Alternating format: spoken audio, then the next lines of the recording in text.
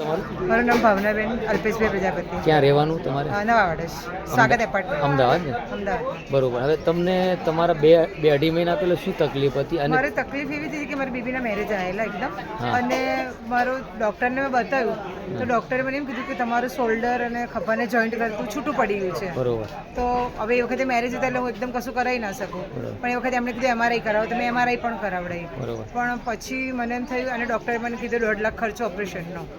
પછી મને એમ થયું કે નથી બરાબર લાગતું.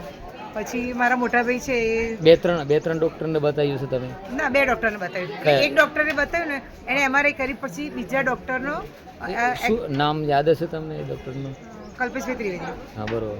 એમને એમ કીધું શોલ્ડર છૂટું પડી ગયું હા, છે. શોલ્ડર ને આ બે જોઈન્ટ સ્નાયુઓ છૂટા પડી. સ્નાયુ તૂટી ગયું તૂટી છે. ગયું છે, એવું સ્નાયુ તૂટી ગયું છે એમણે કીધું ઓપરેશન કરવું પડશે બેન તમારું, તમારે મેરેજ પતે એટલે તમે આવી જજો. બરોબર. પણ મારું મન માન્યું નહીં કે ના, મારે નથી કરાવવું એમ.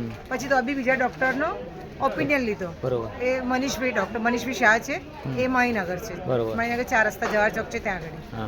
પછી એમણે એમ કીધું કે ભાઈ કલ્પેશભાઈ એટલે બેસ્ટ ડૉક્ટર, કે અમે એમના જોડે જ બધું શીખેલા છીએ. અમે એમને કીધું એટલે તમારે કરાવવું જ પડશે. બરોબર. તો બી પછી મારા મોટાભાઈની જોડે મારા મોટાભાઈને મેં વાત કરી, તો મોટાભાઈએ એમ કીધું કે ચાલ ભાઈ આપણે ઓર્ગેનિકમાં બધી વસ્તુ લઈ, ત્યાં ઘનશ્યામભાઈ છે હા, જે આયુર્વેદિક દવાનું જાણકાર બી છે અને કહેશે એમ. તો હું પછી એમની પાસે ગઈ. બરોબર. તો એમણે જોયું મારો હાથ, એટલે મારો હાથ આમ પણ નહોતો થતો, હા, એમ કહીએ ને, આમ સીધો પણ નહોતો થતો. બરોબર.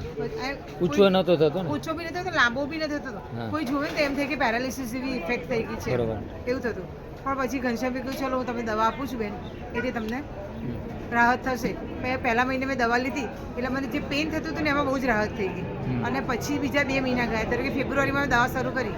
ફેબ્રુઆરી પછી માર્ચ એપ્રિલ આવ્યો ત્યાં સુધી તો મતલબ એકદમ મુવમેન્ટ, આમ હાથ ઊંચો કરી શકું, ફૂલ રેકેટ સરસ રીતે રમી શકું. તો પહેલાં હું કશું કરી જ નથી શકતી એમ. મને થોડું બી કંઈ પણ કરું ને બહુ જ પેઇન થતું. હાથની મુવમેન્ટ પાછી ના જાય. હવે મતલબ 50% 60% ઉપર મને ફેર છે. હા, બસ ખાલી જે પાછળ અદબ વળતી હતી ને એ હજી નથી વળતી. પણ હજી તો દવા લીધે વગર ઓપરેશન તમને સારું થયું? વગર ઓપરેશન સારું થયું. અને હજી તો મારી દવાને 2 મહિના પૂરા થાય, 3જા મહિના ચાલી રહ્યો. બરોબર. તો 2 મહિના મને આટલું બધું રિઝલ્ટ